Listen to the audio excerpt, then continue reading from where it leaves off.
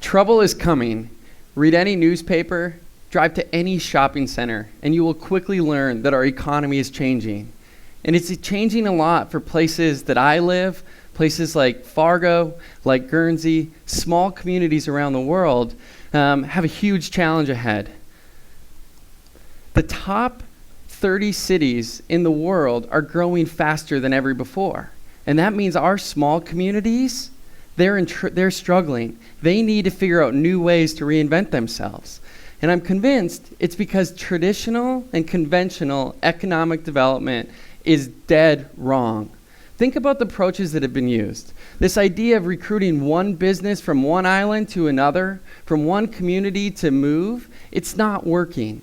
We think about the focus on natural resources, the extraction of oil, of coal.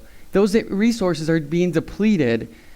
We think about financial incentives, where we use resources to encourage folks to move to our communities or grow, and it's fundamentally not working. Time and time again, it's causing destruction and challenges. If you look at the top 100 communities in the United States of America, since the global financial recession in 2010, they've recovered all their jobs, and they've added 6 million jobs. But for the small places, we're down 300,000. For the communities of 100,000 people or less in the US, we've lost more businesses than we've created. And when we think about the rise of the internet, with new companies coming online like Lyft, Airbnb, and Amazon, they're using different ways to mobilize talent to solve global challenges. And in 2011, I moved back to my hometown of Fargo, North Dakota, and I realized that we had challenges. Our growth rate was going down. We needed to think differently about economic development. So we took some time and we did some studying, and we looked for unconventional wisdom. We looked for unconventional places that were thinking about their cities as having unique identities, unique brands to attract, retain, and develop talent. So we looked around the world and we found Appleton, Wisconsin, a quirky little university town in the heart of the Midwest. And they had a former person from their community that made it big in Nashville. And he and a marketing producer said, let's create a festival around music. So they created the Mile of Music Festival. They gather artists from Wisconsin, and they perform on a 1-mile strip in coffee shops, in hotel lobbies, in bars. They have 700 performances by 200 Wisconsin musicians, where they draw 50,000 people each year to their community. And all the money they raise goes to support musicians, education for the arts. And it's a thriving energy of creativity in their community. If you look at Boulder, Colorado, just outside of Denver, a couple guys in the early 2000s, Brad Feld and David Cohen, said, hey, let's support our technology community. They created accelerators, they created venture capital firms, and they built a community based on technology. Now Boulder, Colorado is one of the most prosperous areas for tech in the United States. Google just recently added 1,000 jobs. And then there's Colmar in France. This is this little place that has 10 Michelin restaurants. They have a wine festival, and they are bringing people from all over to this little space with the energy committed to the culinary community. So what do Appleton, Boulder, and Colmar have to tell us? They followed the models of Lyft, of Airbnb, and Amazon because they've sourced the crowd. For our communities to thrive, we have to take an unconventional approach to economic development, where it's not just about people on the payroll, but it's people that are in our communities that care. So I moved back to Fargo. We're a town of 116,000 people. We don't have any mountains to distract people, no beautiful beaches or oceans that people have to go and hang out during the day. We have limited natural resources. So what do? Our largest industries were struggling, energy and agriculture. And so we had to go to the crowd, and we had to find the will, the grit, and the love of our community to give us a chance. How were we going to compete with New York City or Berlin? We had to listen to our crowd. And so we started thinking, how do we build an industry on a shoestring? We had limited financial resources, so we had to listen. We had to listen to the people in our community. Now, one of the things that makes North Dakota interesting is we don't have a lot of people and we have a lot of space. And there's an emerging technology called drones that does well if there's not a lot of people where they could crash into. And what we found was an entrepreneur came to us and said, hey, Greg, we have got to build an industry around this. The folks in Grand Forks, North Dakota, a community an hour away, had a university that was world-class in aviation. The federal government had a test site. We need to bring the industry together. So our friend Jim, who owned the Jet Center, said, hey, Greg, you should throw a conference for drones. We said, oh, sure, that'd be great. He said, we have an extra hangar that we're building, and you should use it. Perfect, Jim. How long do we have? Well, you have to be done by 30 days because we're putting the planes back in. So our team was frustrated, but we gave it a chance. And in 30 days, we built a drone conference. We got 140 people together. The next year, 330 people flew in to be part of this conference.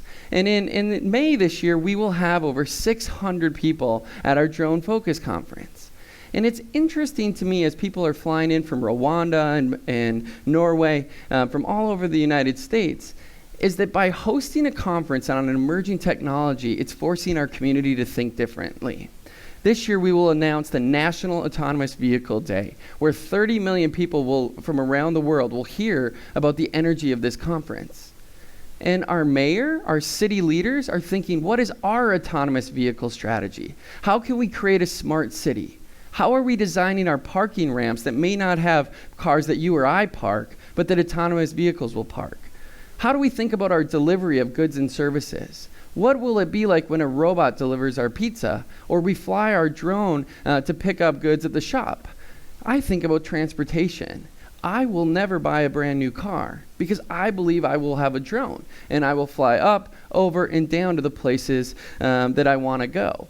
The technology is emerging, and by our little team listening to our entrepreneurs, our city's getting smarter. By bringing the smartest minds from around the world, it's giving us an opportunity to build a new economy.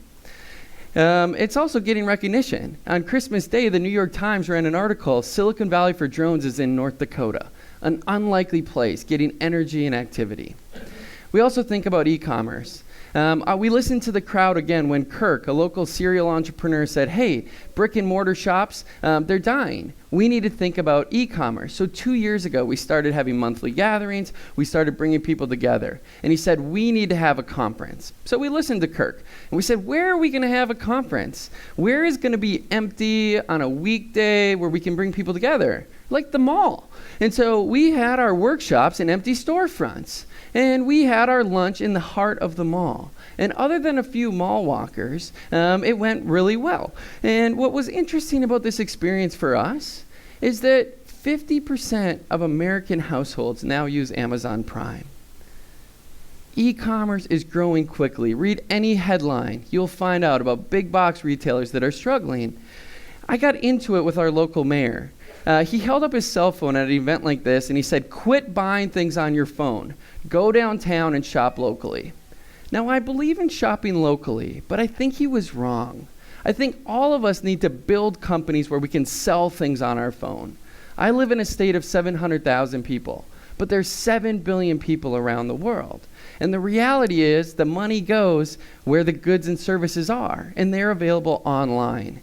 I think communities like Guernsey, like Fargo, we all have to support the e-commerce community, whether it's the Etsy maker or someone selling a tractor. There's a company in our town that now sells a John Deere tractor for $300,000 online. And if you think about the convergence of these two industries, e-commerce and autonomous vehicles, I think that's where new economies are going to be built. And have we had results? Heck yeah, we've had 11% population growth each year for the last 5 years. Fargo's been recognized by global media as a great place for college students, a great place to build a company, and we're having a lot of fun. So how does it work? Well, we think about it as our Fargo thesis. We think about 3 things. We have to believe it, connect it, and love it. How do we support our communities? Well, to believe it. I believe the only election we need to win is in our own head. I believe that it's up to us to do things for our communities. It's not just about the people on the payroll, but I think it's actually about, it's this desire to make a difference. It's this idea that there's no monopoly for good ideas and opportunity, but it's just believing in ourselves. The second is to connect it. It's gatherings like this, it's maker spaces, co-working spaces, monthly gatherings, big conferences. My dad is retiring soon, and I'm really confused. Why is it that we waited till my dad finished his career to have a retirement party? But why don't we have welcome parties when people move to our communities? Our local economic development organization does it twice a year. And I think we need to celebrate when people move in. We need to connect them, both the local and the tourist. That's where an opportunity is. And the last thing is to love it. Love for me looks like acceptance, celebration, grace, and forgiveness. I think we have to love our sense of place and champion the heck out of it. The future of our communities are going to need an unconventional approach. It's not just about human resources, it's about people. It's not just about jobs, it's about opportunities. And it's not just about a thriving economy, but it's about improving the human condition. The crowd is the ones that are going to make our places great. It's the weirdos, it's the creatives, and it's the dreamers. For me, I've spent the last 6 years loving the heck out of my community. And what I've realized in my journey is that I can't outgive my community.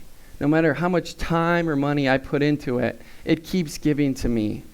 And for those of us that come from places like Guernsey and Fargo, there's a tremendous amount of opportunity for us, but also a tremendous amount of responsibility.